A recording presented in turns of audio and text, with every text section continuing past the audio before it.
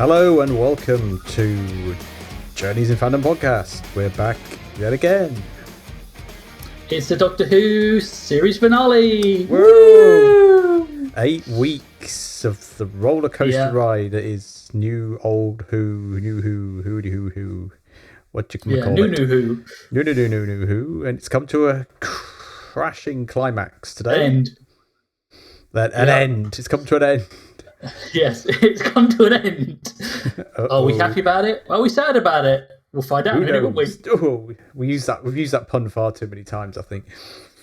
Well, who knows? Who knows? I'm almost tempted to get us just to hold a hand out with a thumb and just go up or down. Well, then just end. Yeah, just up, right, down. No, who knows? I suppose. So, key thing. Any news this week? Ratings news seems to be the only news at the moment. So the ratings have gone a bit weird. So the Beeb, I don't know where people get these ratings from, but this is the only website that gets the ratings, and they get them. So okay. So Rogue didn't get the +7, but they've got the +7 +4, which I can never understand. So it went from 2.11 million to 3.52 million. And then last week's episode was 2.02, which is the worst ever in the history of Doctor Who, old, new, whatever. And it hasn't had the +7 yet. There's lots to unpick. I think we're going to do a series overview, aren't we, next week, about the whole thing. So maybe we save a lot of the ratings discussion to then. But the trajectory isn't great. The streaming isn't great. That on a trend line is not what you want to see, is it? No, and even the +7s are going down, and the +7s +4 go up and down a little bit, but I can't see today's episode being much. I hope it's over 2 million overnight, but I don't know. It's a weird. That's because they were watching the cinema, Tim. It's going to be fine. Actually, to be fair, the overnight is going to be rubbish. So I don't. Everyone watched it in the cinema. It's fine. People did. There's lots of tweets and stuff from people who have watched it in the cinema. So I don't know. We talked about it a bit last week about Russell saying he's disappointed. However, the BBC are happy with the youth ratings. There's also chatter this week, and I don't, like we said last week, I don't understand it, is the Americans have what's called the Nielsen ratings. I've heard of it, where all the American shows and all the streaming shows are on it. And apparently Who hasn't featured in the Nielsen at all yet from Disney Plus. So make of that what you will. I don't know how the Nielsen thing works. They don't. Apparently, the streaming people aren't obliged to give out ratings like the TV networks are. They're not legally obliged to. To be fair, if streaming services had to give out ratings, then that would be probably the end of streaming. Yeah. Because we'd look at it and go, no one watches this crap. We just all pay for it like a gym membership. Yeah, it's true. That's what we said. You can just buy what you like. Yeah. So there we go. Any other news? It's not Doctor Who. House of Dragon started. Yeah. Well, that's good. Still not watched it. The Boys is back. The Boys. Oh, yes, another show I've got. I haven't watched Gen V yet, the spin-off thing. So me neither. Yeah, and I've been told I need to watch that before I watch season 4. So damn it. Well, I've got that. I'm halfway through X-Men '97, so I've got to finish that. So many things to watch. Yeah, so little time. It's a hard life. I can't think of any other news, any other revelations, anything else going on that isn't Doctor Who related at the moment. Oh, no. Star Wars Acolyte is slowly crashing and burning, and the fandom has gone into meltdown, and it's entertaining to watch because they've completely. I saw a couple of stories that basically just said this is garbage, this is the worst thing ever, burn it with fire. Hey, they've completely rewritten Star Wars canon, and that people are very angry with it. Apparently the episodes are god awful, and the writing's terrible. And they've also included a character in it this week who is in the prequels who can't. Oh, he wasn't born yet. Yes, and also it's the cone-headed Jedi guy, and also he's totally involved in this Sith conspiracy in the Acolyte. Yet in Phantom Menace, says the Sith haven't been around for 1,000 years, and totally talks and actually physically talks on screen about the Sith not being there ever. So they've completely contradicted Star Wars canon. It's bad. Who fandom's been in meltdown. Star Wars fandom has kind of been melting slowly, and I think this is the final kind of flame that set that. Because again, it's Disney just trying to capitalize on. How many years have they had Star Wars for now? And they've just ruined it and totally not done anything with it that's ever any good. A long time. But I'm not a massive Star Wars fan. I like Star Wars. Well, I liked it. So I'm kind of on the periphery watching some very passionate people get very angry about it. And I'm thinking, we've been there before. I confess, and I'll probably get lynched, but I just don't care about Star Wars. Call me apathetic, but I saw the original 3 when they got released in the cinema, and I went, yep. They're fine. Like, as a kid, I love Return of the Jedi because Ewoks are cool and there's lightsaber fights and all that stuff. And you go, great, but all of the extra stuff, I just don't care. I just don't. I liked when they did the prequels. I remember going to the cinema a lot to see them, and I was really excited for them, and that was a thing. And then obviously these Disney sequels, the first one was just a rehash. The second one tried to do something groundbreaking and didn't. It polarized fandom. And the third one was just trying to rewrite the ship. I think for me, I think we've said it on here before, they had it, but they didn't have a plan. And then they've never had a plan, and they seem to be lurching, because The Mandalorian was good, and then they've made it bad. Boba Fett was a really cool character, and they made him weird.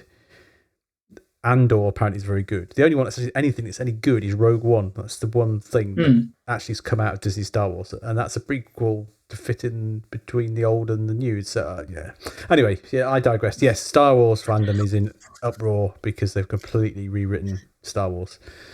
Oh dear! And fun. Made the entire, well, in fact, the entire 9 films kind of irrelevant. Which is just hilarious. So we'll see what happens to Star Wars. I mean, what showrunner would rewrite their entire canon and make everything garbage? I just can't think of any examples of people who do that. Segueing neatly on. That's gonna be a good segue. That is the best segue we've done, I think, ever. Yeah. Slipping nicely. Let me deploy the old man yells at cloud background for the last time.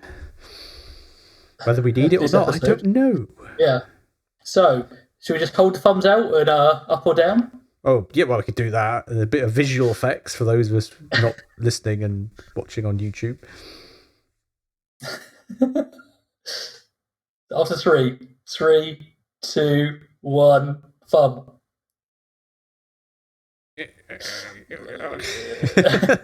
One thumb down, one thumb kind of half up. I'm half up. Yeah, and he's full down. I've just got a flopped. In hindsight, that was not the correct phrase to use. Yeah, he's flopped live on air, ladies and gentlemen. Oh, God. Oh, so right, this might be a long one then. Oh, that's another euphemism. Let's do it. Well, I don't want to brag, but go for hours. Anyway, God. There was a lot to unpick, so let's try and go. I don't know, how do we go through it without jumping around and start at the beginning? I think. Oh yeah, start the story really, don't we? And then we'll see where it takes us. We'll save Ruby's mother thing to the end, because that was at the end of the episode. Yes. So story first. Let's go with story Yeah. and see where we end up. So Sutekh's dust of death and his little followers. So they blow the dust and everyone dies. And I went, cool. So none of this is relevant then. It's just all going to get undone. It was nice because last night I rewatched Pyramids of Mars with the fancy CGI, which actually works quite well. So worth going to watch it on the iPlayer. I'm assuming a Blu-ray and DVD release is coming. You guarantee it. And I thought that was quite clever because obviously 70s Doctor Who, the big mummy robot things just kind of touched people and they died. And old Scarman just grabbed people who died. And I thought, watching it again with all the sand, when they grabbed people and they turned to sand, I thought that was a nice parallel between what happened in the 70s and what happened here. So I'm going to give them that. But it escalated very quickly, didn't it? Yes. Yeah. So as soon as Unit was wiped out and Ruby's mum and Mrs. Flood and Granny... We'll come back to her. We were so wrong with we were completely wrong. Time window, Mrs. Flood. Yeah, I should have said that at the start. All our predictions went completely out the window and they were totally irrelevant. Yeah. I don't think we actually got anything right at all, did we? No. Not one thing. Not a thing. And I think, we'll touch on this later, but I think we're set up deliberately to fail. Yes. Yes, I'll agree with that. But yeah, so Sutekh kills the world, reveals that what's her name? Triad woman was every time. So every time TARDIS lands, a new one gets created. And I went right. I think the thing with this one, and there were too many things where I had to really struggle to turn my brain off. You know, you kind of say with Doctor Who and lots of sci-fi, you turn your brain off and you kind of think, I let them off. I was struggling. But then at the same time, there were lots of cool concepts in there that were never explained or could have been cool on their own. So the concept of her being like a photocopy of her being dropped at every point, I thought that was really cool. I thought actually that's really, and that explained, it got lost in the whole episode a little bit because I think they saved all the explanations till the second one and didn't explain. They could have explained maybe that in the first one. I don't know, maybe. But that explanation about who she was kind of got lost in the shuffle with everything else. So the concept of her being replicated each time, I like that. And every time she got replicated on Earth, she became more detailed. Yes, which again, very clever. Yeah, but the fact they also said that every copy existed and every copy triggers throughout history. Yes. So he's saying actually the Earth dies in 1066, it dies in Shakespeare, it dies in 2005. A weirdly good concept whereby if it was just happening to Earth over and over again, that would have been really vindictive and really cool. And you could have had Sutekh kind of saying, I'm just going to punish Earth over and over and over again. So it gets completely wiped out. And every time that you've landed on Earth, I'm going to wipe it out again because it's your fault. That would have been really... Because one of the other key concepts was the Doctor had kind of felt guilty because he'd caused all the problems. Imagine if it wasn't the whole galaxy, it was just Earth over and over and over. And he just keeps killing it. I thought that would have been really cool. But it was lost in everything else. A good concept, kind of, again, lots of things flying around. It was classic Russell T Davies' final episode. Yes. In some respects, we started out this series with a weird new version of Doctor Who that lots of people didn't like, and we've ended this series with the classic carbon copy of what Russell's done every time. And it's bizarrely the same. So that was, again, he's always done massive kind of wiping out the universe kind of storylines for that final episode near enough every time. But this is the issue. They mean nothing because nothing changes. Yes. It's a case of, oh no, everyone's dead. Reverse. Cool, it's all fixed. Big red button. Yeah. It's not just him. It's Moffat did it. Chibnall didn't really fix it. But yeah, I think they killed everyone. For me, and this is me personally, whenever they do a massive galaxy ending thing, it's always, well, where do you go next? He can't go bigger. And it's like he's blown his load. Now, I prefer the very kind of insular stories that have threat on a very personal kind of stuff. But this is like, right, they've wiped out the universe. Where do you go from there? You can't do anymore. Yeah. It's the old Avengers problem, isn't it? Oh, I've killed everyone. Okay, I've got to fix it now. Yeah. Yeah. Oh yeah, I've got a time machine. What I did, I really liked the memory TARDIS. Because that's from quite a cool concept. That's from Tales of the TARDIS. That's where they sit. So that was in the one. It's been in the other ones as well. So I haven't watched any of the other ones all the way through. But where you've got like Colin Baker's there and Sylvester McCoy, I think they're in character as well. It's kind of a bit weird where they're old versions of themselves, but they're all sat in that little set. So it's quite nice. They've reused that. Yeah, and it was kind of how it was built from a memory. I thought that was really cool. So it was nice kind of. And when you look at it, you can see the various like bits from each TARDIS. In fact, like Mel opens a drawer of such screwdrivers, and they're all in there. And you go, "Yes, I'm here for this." Yes, they did. Actually, I went, "Yeah, I just want to stay in there." I watched Doctor Who Unleashed, and yeah, the prop lady was there, just getting all the props from all the series, kind of like set up. I thought, that's quite nice. Yeah, I let him have that. Yeah. That's quite nice. And it was a nice way for him to get out of that. That was kind of thought, that's quite cool how he's got out of it. And the whole, it's a time machine and memory is basically time travel. Yeah. And I went, that's a really cool concept. And I think that's the closest we got to being right with any of our predictions when we sort of say, actually, this time window thing is going to have some big part of it. It just resummons a copy TARDIS. Yeah, which again, I'm letting them have that one. That was one of the switch your brain off. I don't mind that because it's a good get out clause, and they'd already kind of laid the seed for it in the previous episode, so it kind of made sense. It wasn't just kind of, oh look, big red button, I'm going to press that. It was actually there was substance to that. Yeah. I'm going to sound like the worst person in the world now. Obviously, I have two questions. So, Sutekh captures the TARDIS. Yes. There's another one. Oh. Which we know the Doctor can just go, I summon TARDIS. All the way through that episode,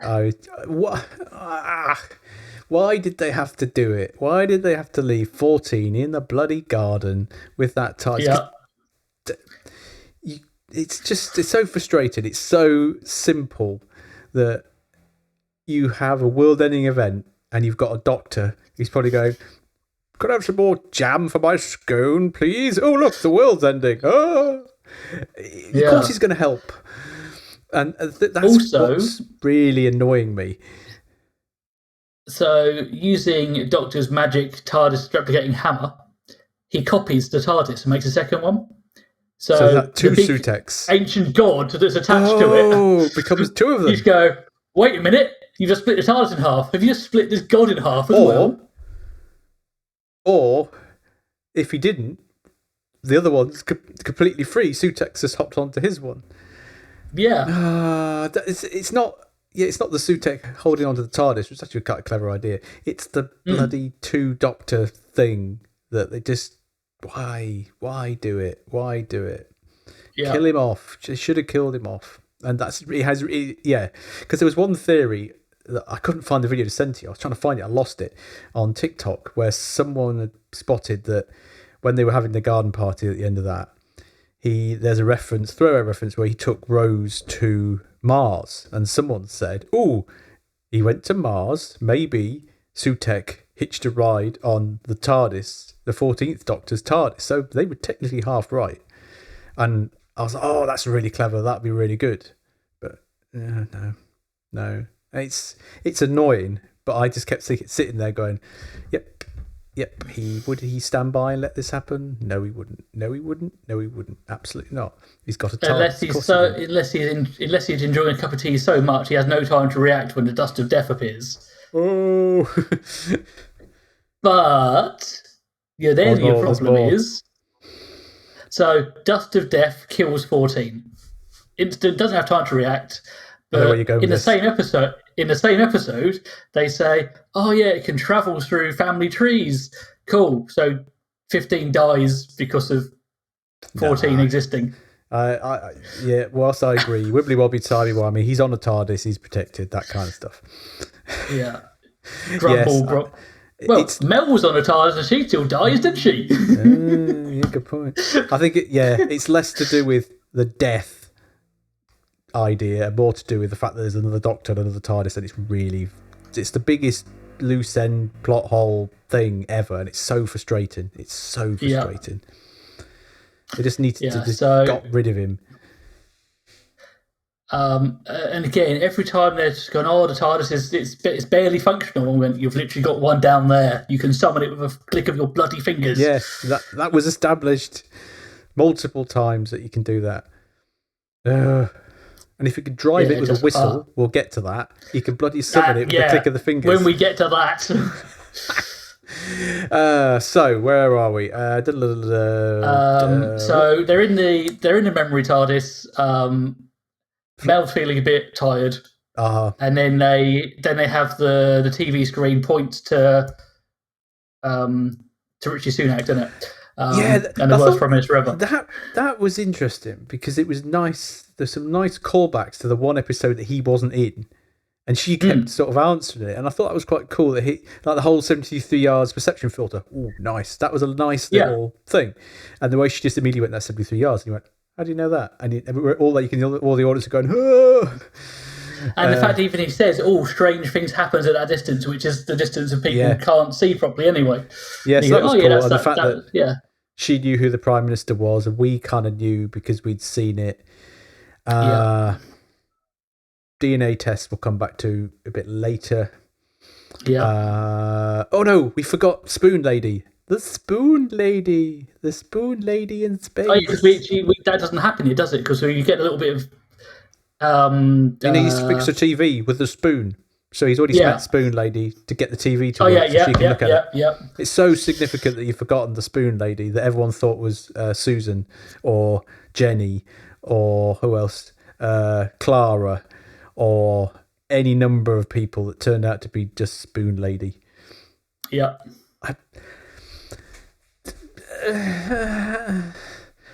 I don't know, because it went from really dramatic, everyone's dying, killing everyone, and then it felt like the Doctor had been travelling for hundreds of years because he's wearing that hooded thing and he was walking and she was saying, the galaxy's dying and I've forgotten my baby and all that kind of stuff. Immediately I was going, that's Ruby, and then the baby died and I was like, oh no, that's not Ruby.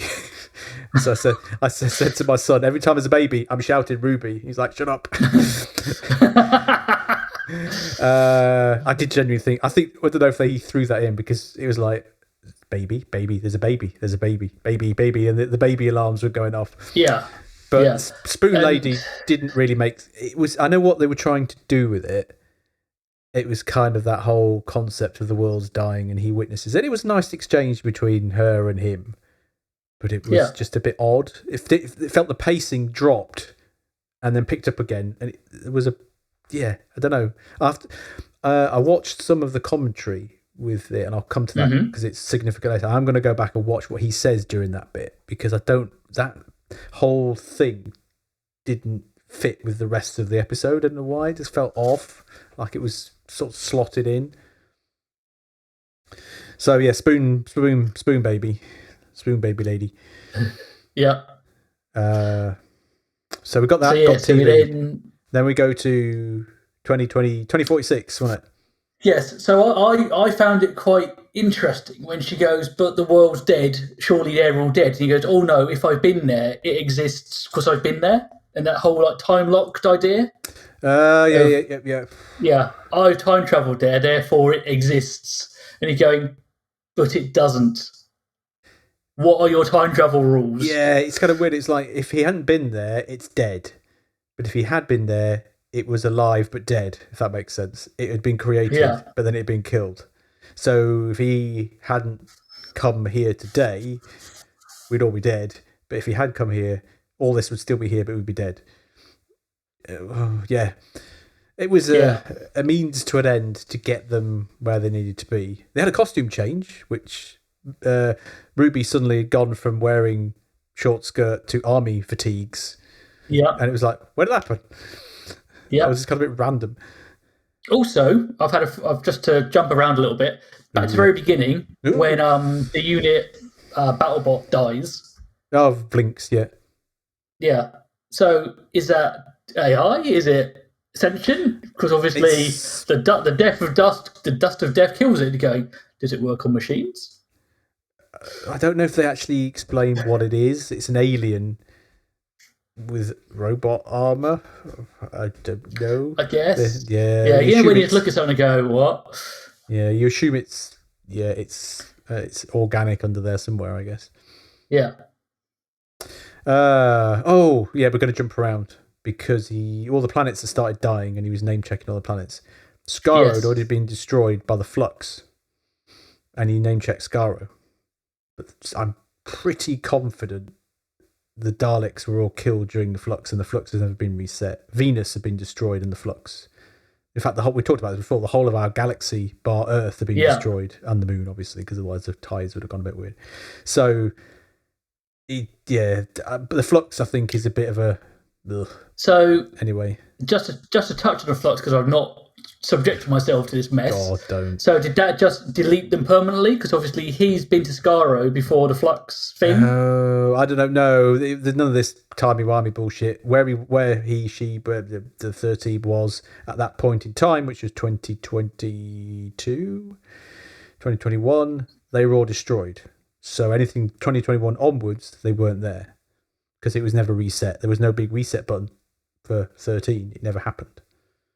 And it was mentioned in the Toymaker mentioned it because I've watched that the other day with the puppets and the things about the planets being destroyed. So that reaffirmed it. But Sutekh. I suppose you could argue that Skaro at a different point in time has been destroyed because I was trying to work out how many times he's been to Skaro since Pyramid of Mars. Not been that many, I don't think. I'm actually going to go out and find out. 12 14 did his comic relief skit there. Oh, God, yeah. And 12 yes! At least twice. 11. No, I don't know. I might, for my own enjoyment, I might go away and work out how many times he's been to Skaro since Pyramids of Mars. Are you including Big Finish? No, because that's canon. Because he made canon during the 50th anniversary. Oh, in that case, forget that. He's been there about half a dozen times in a month. Jumped around, military fatigue, his costume change, stealing secrets from a computer. I like the way he worked out that Mel was already dead. I thought that was cool. That was acted really well because it was the look on his face, and I thought, ooh. And at that point, I thought Mel may die in this episode, and I was thinking she might sacrifice herself for him, and she didn't. But part of me was thinking they're going to kill her off, and she's going to do something to save him. But it was nice, really nice how they worked that out. Yeah. And Sutekh using his mental powers from like Pyramids of Mars all the way through that, I thought was really cool. So they actually stayed true to his character there, which I thought was good. You kind of edge of your seat stuff, trying to think who her mother was going to be, and it was like, oh, then they pulled it away, and it's like, Yep. It's the classic RTD. It's build up. Just let me climax, damn it. That's another phrase I didn't think we were going to hear tonight. Oh, God. And then where did we go? Then dead Mel reappears and goes, ha-ha. Yeah.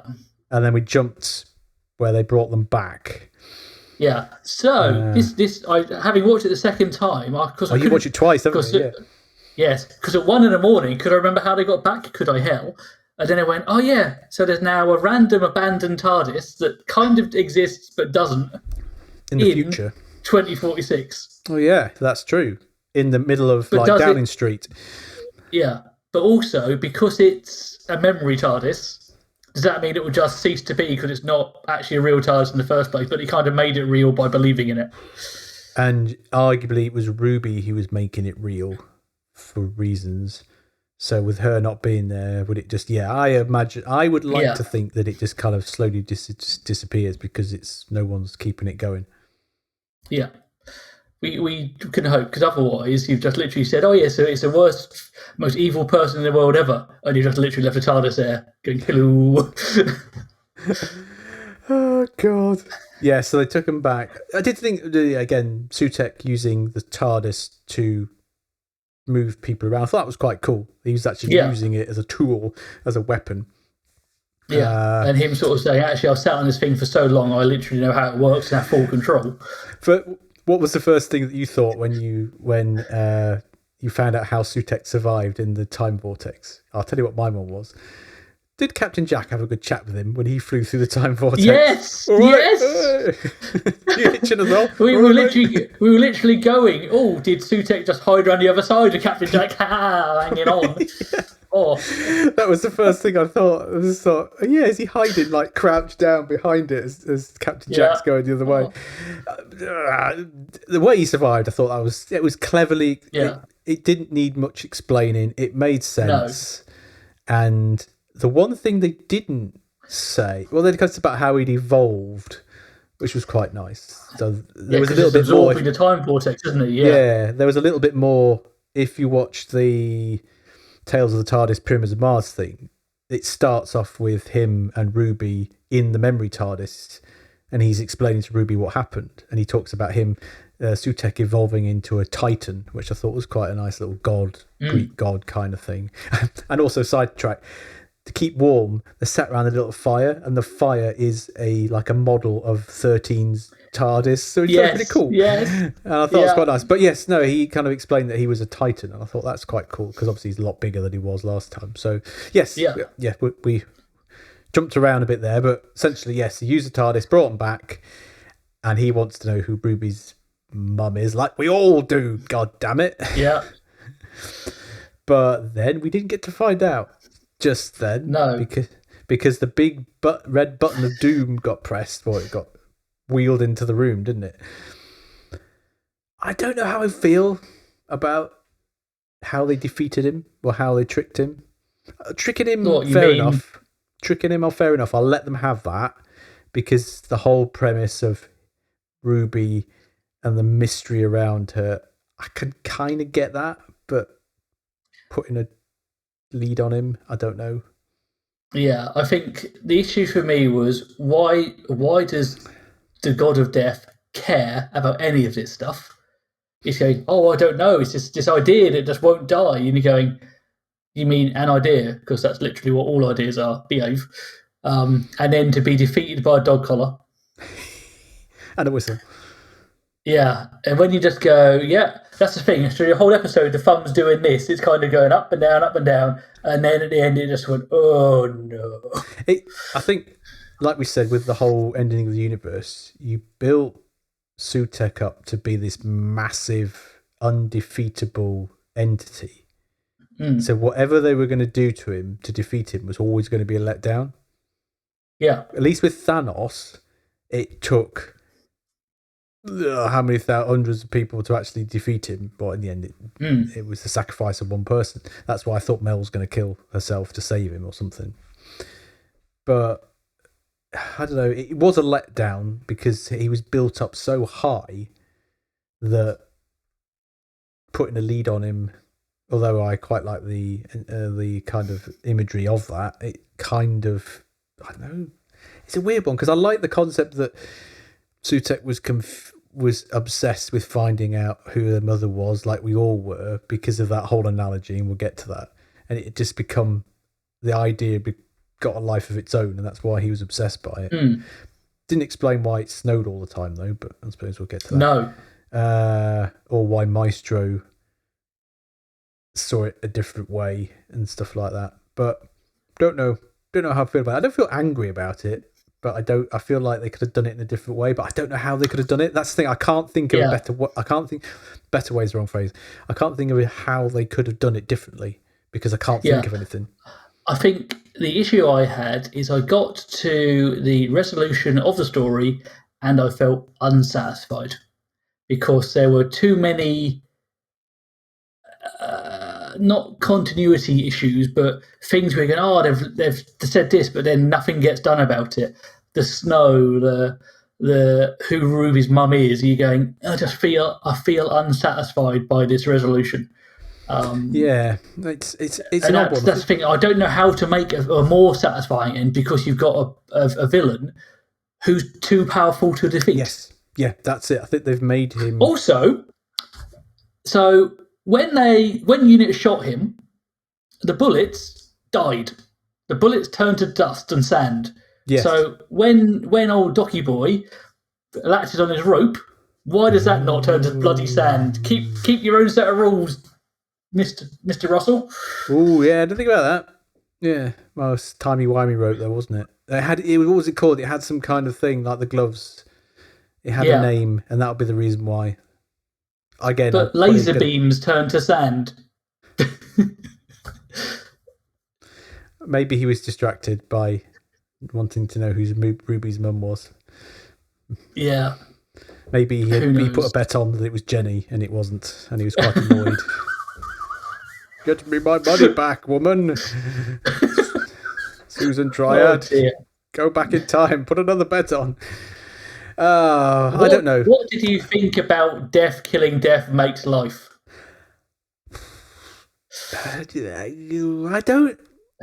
I like the. I think I got what they were trying to do with it, and it's this concept of if I kill death, therefore I am the opposite of death. I'm life. I like that analogy. But the way that they all were brought back to life before Sutekh had died frustrated me. Because it was kind of, he was just spinning around in the time vortex and suddenly they were all coming back. It kind of like, well, no, he's not dead yet. You wait till you kill him and then it should happen. I don't know. Yeah. I've got nothing against it. I don't dislike it, but I need to probably digest the episode a bit more than... I think this is the issue. I just feel unsatisfied.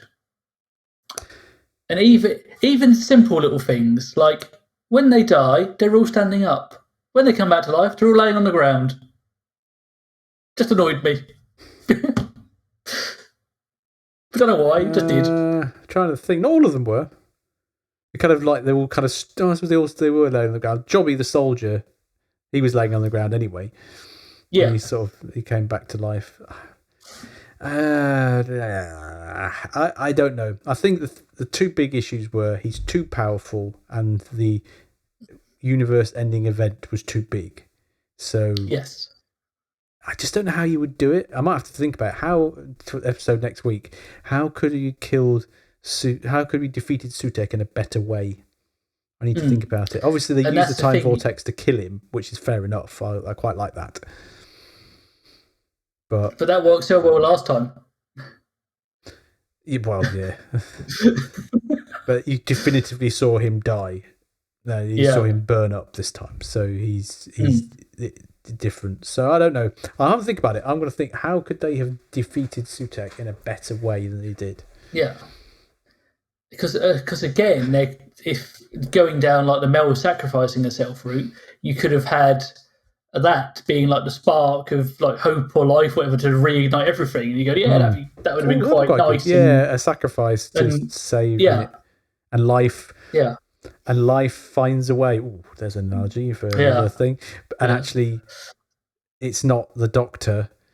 It's not anyone else. It's life defeats Sutekh by getting inspiration and kind of regrowing itself. I don't know, that might be a weird kind of thing. The universe itself writes itself rather than Sutekh needs someone to defeat it. That might have been a better thing. What else have we got in this bit? This Doctor is... So, obviously, Susan Triad exists. Oh, yeah. Unit would employ anybody. Give her a job. Yeah. My son said at the end, is Ruby going to work for Unit now? Because that's where they all go. It's like, yep, he's right. Yeah. They're always going to rock up a who's who of Doctor Who related companions working in Unit. Yeah, Susan Triad kind of is now there, which they didn't. It's fair enough because she's an entity, but I'm not offended by it. It is what it is. Just jumping around a bit because we missed the bit where the Doctor was shouting into the void when he got angry. What did you think about that? He's definitely the crying Doctor. That is now the sensitive one, because he cried all the way through this episode. I kind of got used to it now. I'm not overtly, not offended's the wrong word. I'm not frustrated by it now because he's always crying. Yeah. So that's his thing. I think this is the thing. We were so used to 9, 10, 11, 12 being, yes, emotional and shouty, but composed. Yes. Whereas 15's meant to be the fixed one. He's actually more emotionally unstable than all of them. Yeah. Yeah. No, I think his angry moment kind of worked. I quite like that because it was kind of, he's kind of the fun one. He's kind of been fixed. So he's gone through and he's had all this fun, and then he's realised, oh shit, all this fun's actually killed the universe. It's my fault. So yeah, I like that. He cries all the time, so I kind of got used to it. He was crying, and he didn't want to kill Sutekh, but he had to do it. So, and he didn't like that afterwards. That was a really nice shot when they shut the door and he kind of slumped at the end. I thought, yeah, okay, fair enough. There was some really, to be fair, there was some really good cinematography all the way through this. Some really nice shots, some really nice CGI was really good. There wasn't any hokey CGI this time. It was all nicely done. So first time all the way through, I've liked it. I think my issue is I liked lots of parts of it, but the overall product felt unsatisfying. Hence my thumb going down and being wobbly.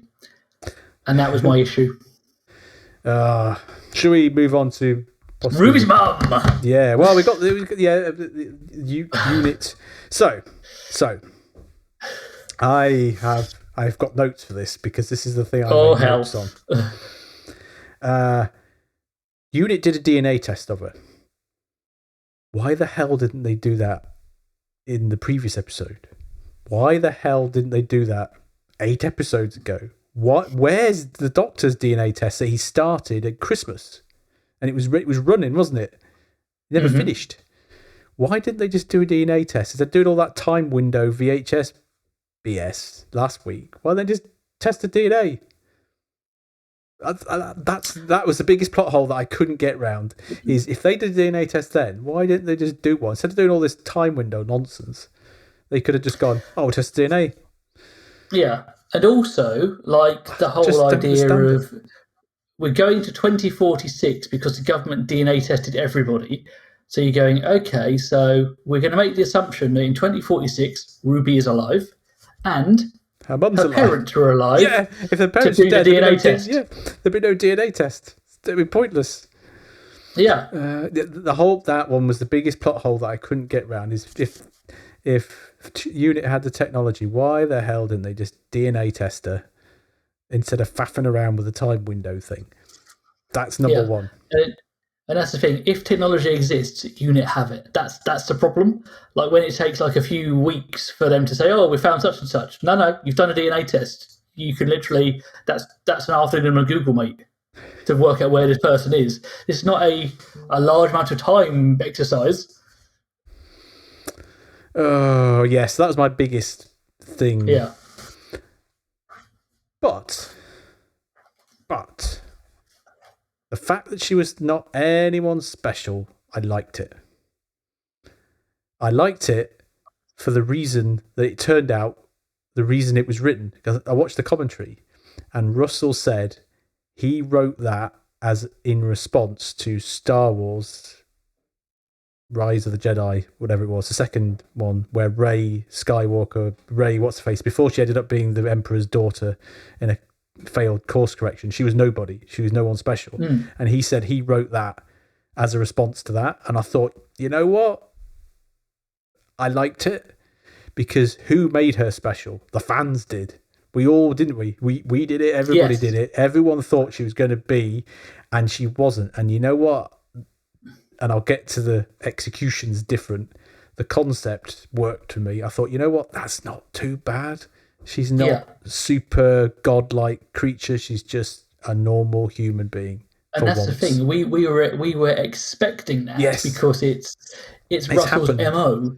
It's happened so many times with every bleeding companion that we're just going, oh, cool, it's going to be the next super person. Fantastic. It's going to be his granddaughter. It's going to be a god. It's going to be this. She's going to be her own mum. Yeah, because I did think at one point when it was going to be her own mum.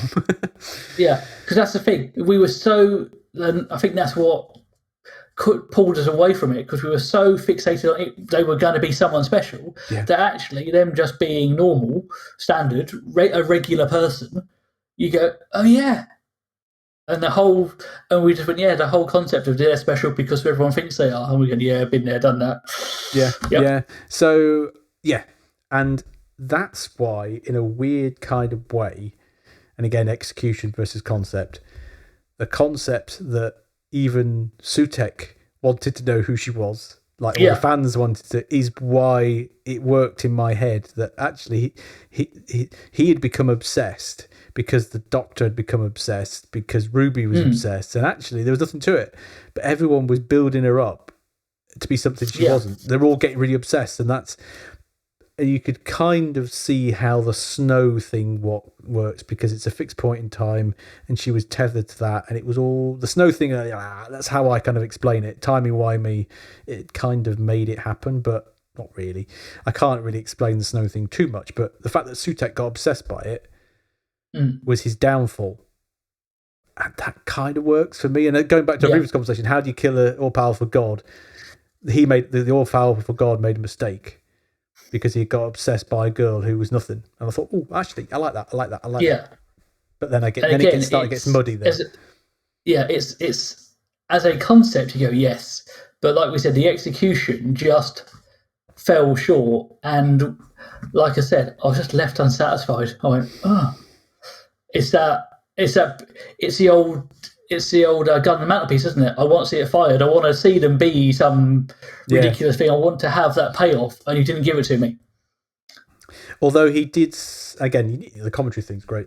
He did, and he hinted that you're going to see more. Well, she is back in the next series in one shape or another, and you'll see more of that family. And there's still, he said, there's more of Ruby's story arc yet to come. But she can't be anyone special now. So we've kind of they can't go back on that now.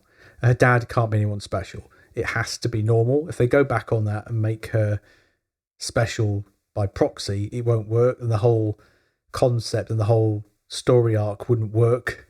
If it turns out that she is a god or something, it just wouldn't work.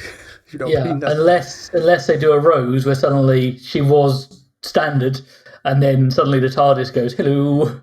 Or if there's like a parallel universe version of her that is special. I don't know. No.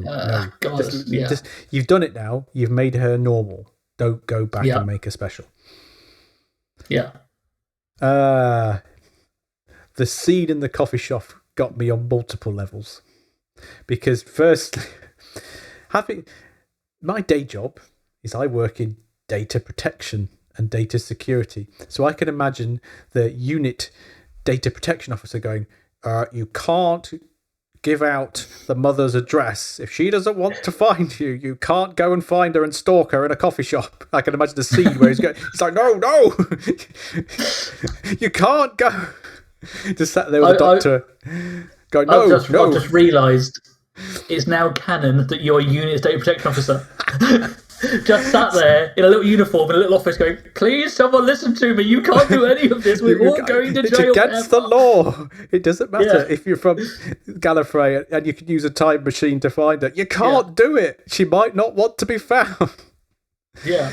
And you've used her private photos. You can't do it. Oh, good God. Yeah. So that I was just kind of going, which then obviously she knows about the Doctor, because obviously she was there at the end when they had the whole family photograph with all the ladies together, and off he went. But the best bit was, sat down at the coffee shop and the guy shouts out a name.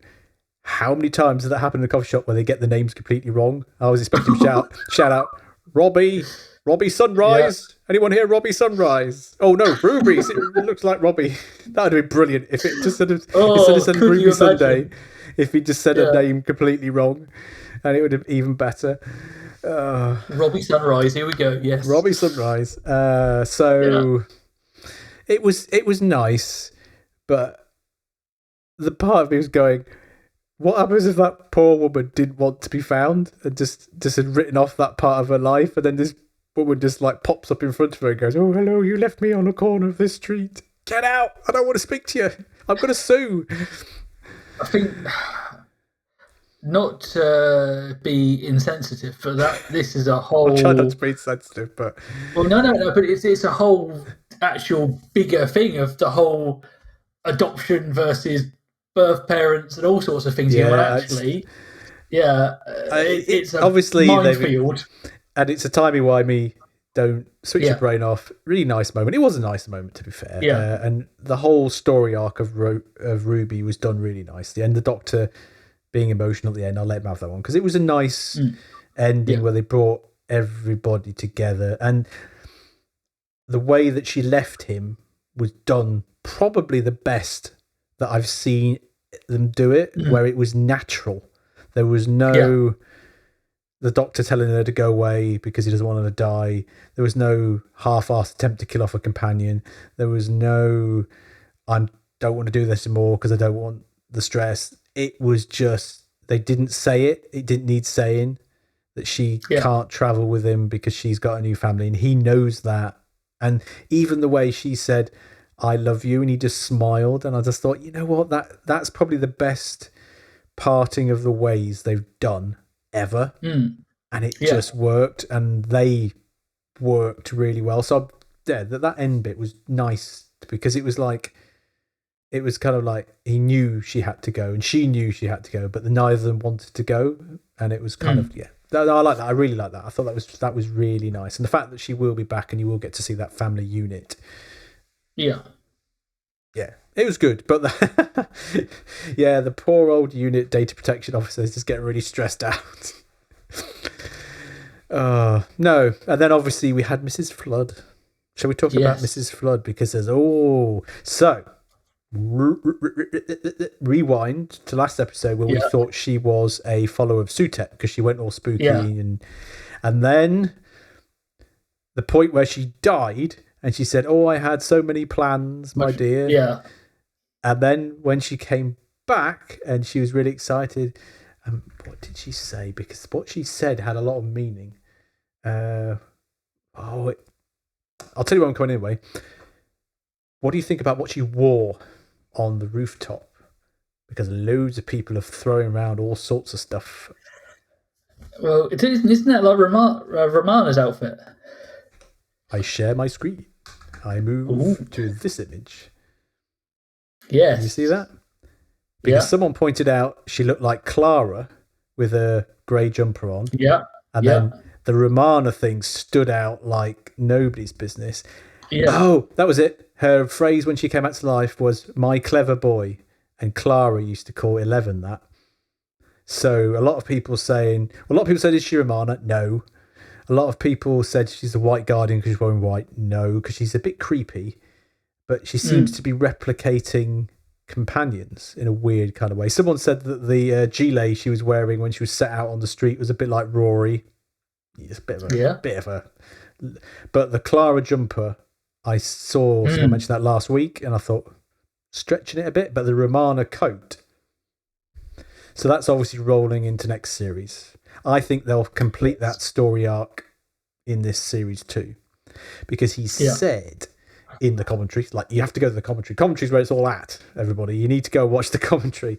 That Bonnie Langford was doing the thing with him and one of the producers, and Bonnie said something about Mavity. She just mentioned it, and he said, "Can't talk about that, darling." He said that all happens in series 3, which hasn't been commissioned yet, but everything kind of leads up to series 3. So Mavity is still floating around somewhere. But Mrs. Flood, I think, series 2, obviously she's there. Because he's never really seen... the thing. We all expected her to be dealt with in season 1. Yeah, because I remember him saying at the start, Christmas, she was a slow burn. I assumed it was a slow burn. But if you think about it, you could have never revealed who she was in this episode because they barely got everything else out in 54 minutes, wherever it was. So I don't know who she's going to be. I don't want her to be the Master. You know what? I want her to be something new. I want something new that is different. Because we always kind of go through Doctor Who is, I'm trying to think. Besides the Weeping Angels, what new characters have hung around that are actually... Well, the Weeping Angels don't speak. I want some big Doctor Who entity that hangs around, who is good, that is something different. Yeah. She's obviously something. Obviously, there are unanswered questions. Yes. Because I'm assuming that Sutekh was a thing that the Toy Master was afraid of, because yes, one who waits. Yeah, I think we've dealt with. I think that whole thing has been dealt with. I'd argue that the flux has been repaired when he killed Death and all the planets came back. You could argue that. The timeless child thing has just disappeared. That hasn't been referenced, because we all thought that at Christmas it was going to be the big thing, the foundling thing, with the parallels between Ruby and the Doctor. We haven't mentioned the timeless child at all. Susan keeps getting mentioned loads of times. Could come back, because he said about, you're the one who made me talk about my family. So I think Susan could be a dead cert. I've had a thought here. Earlier in the series, talking of Susan, he was saying that obviously because I might have misremembered this.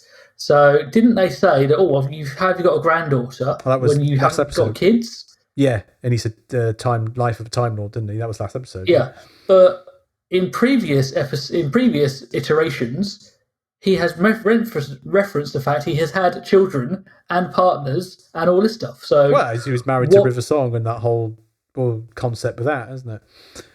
Yeah, and I know in Tennant's era, he sort of said, I've been a father and stuff, and they go, well, sorry, what?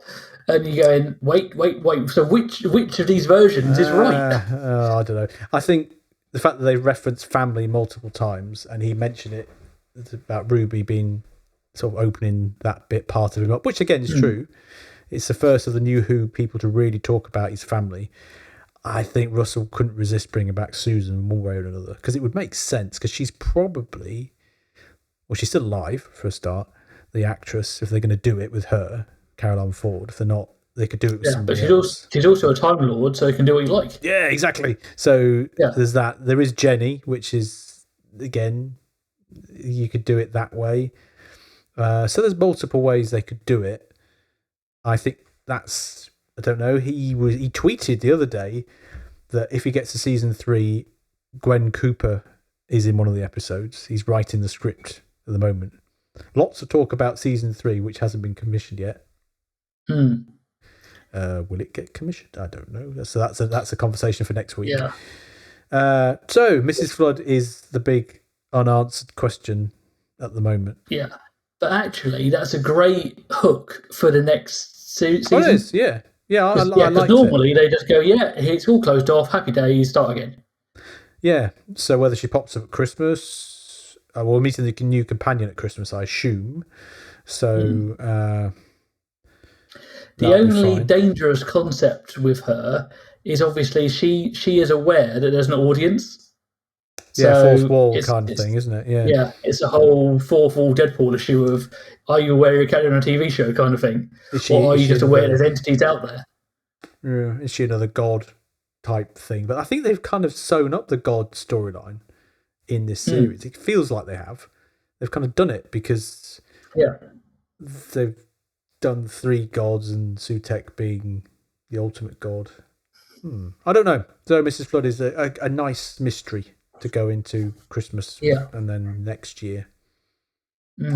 Anything else to say? Have I got anything else in my notes apart from the... No. Oh, we missed last week, and I need to say it because it reminded me when I watched it again.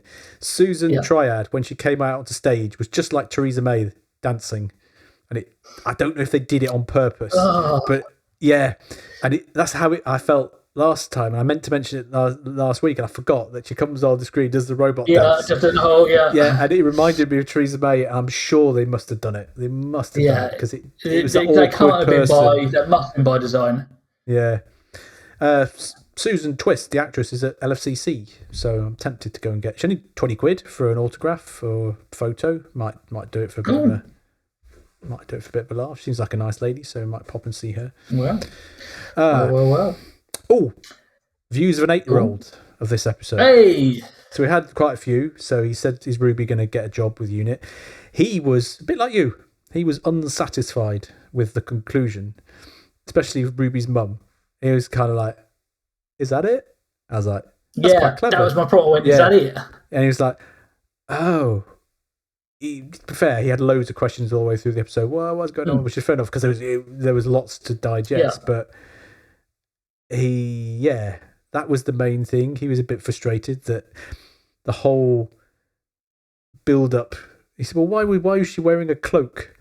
And I thought that as well. And actually, Russell mentioned it on the commentary that obviously, why was she wearing a cloak? Obviously, we had to hide her face, but why would you wear a cloak in 1990 something, whenever she was born? Doesn't make any sense. Oh no, 20 when Ruby's 19. So what was that? 2004, wasn't it? Yeah. Oh jeez, yeah, job. 99. Yeah, but you know what I mean. So he said, "Well, why was she wearing a cloak?"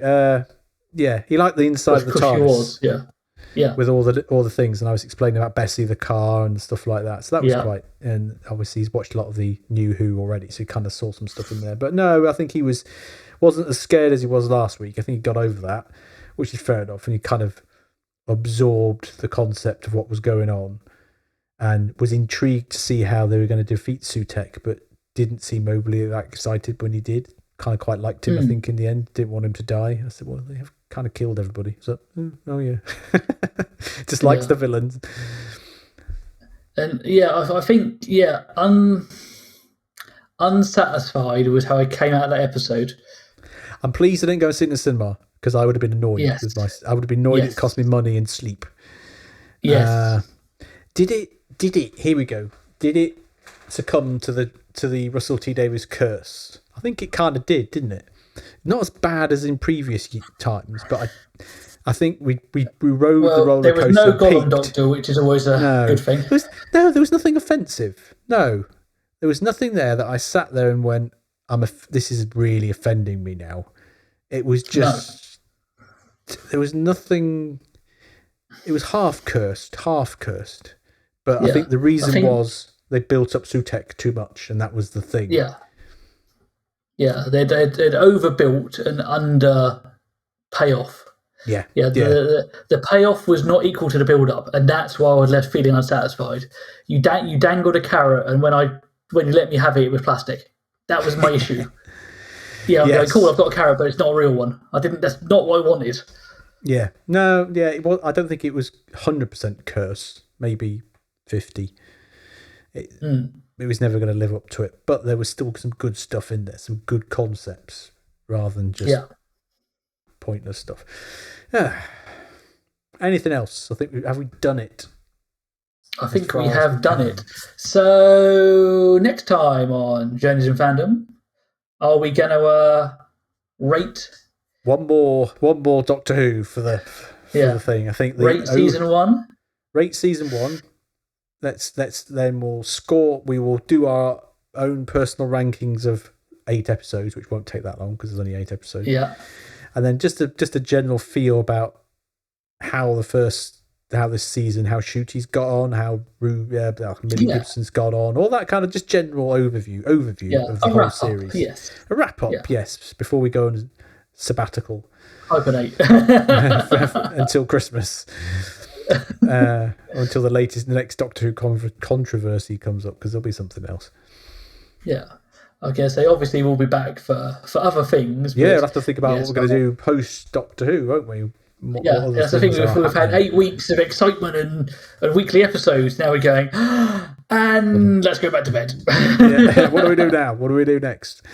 Yeah, we'll think of something. But yes, next week, an overview of what's gone on.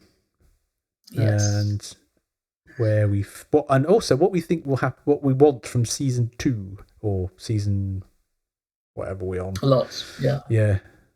And we can also see the fallout of the season finale and what the great unwashed thought of it. Yeah, because there'll be angry people who don't like it.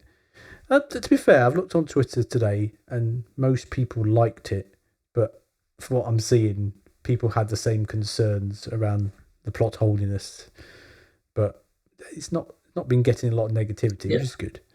No, it's amazing what a week's worth of sleep will do. When we might look back at it and go, do you know what? My thumb is now raised slightly, Or I definitely- might look back at it and go, I hate it. I'm definitely going to try and work out a better way to have killed Sutekh. I shall go away and have a think about that. I'm going to bring that next week because there must be a better way without completely changing the story. Maybe it's to the point where they get in front of him. How they're going to defeat him once they're in his presence. That's how we're going to have to do it. Yeah. Besides clicking his fingers and then another doctor appears, we'll ignore that bit. Yeah, I'm sure there is a way that feels satisfying. It could have been done better. Yeah. I don't know. I'll have to think about it. Come up with something. We'll come up with something. Cool. Right. Well, on that bemused, thoughtful note. Yes. Yes. Did we shout at clouds? Maybe a little bit. There was some cloud shouting, I think. There's kind of just general displeasure towards the clouds. Yeah. Maybe not full on fist waving. Yeah, that's my standard demeanour now. Just general displeasure. Started to be to my go day-to-day life. Yeah. Well, what's your Welcome. personality? General displeasure. To be fair. But, General displeasure and unpleasantly moist. oh, what a phrase! What a phrase! Yes. Cool. Well, on that note, as we sit here and ponder how to defeat a god without clicking our fingers and summoning David Tennant, I reckon we'll see you all next week. Cheerio for now. Bye bye.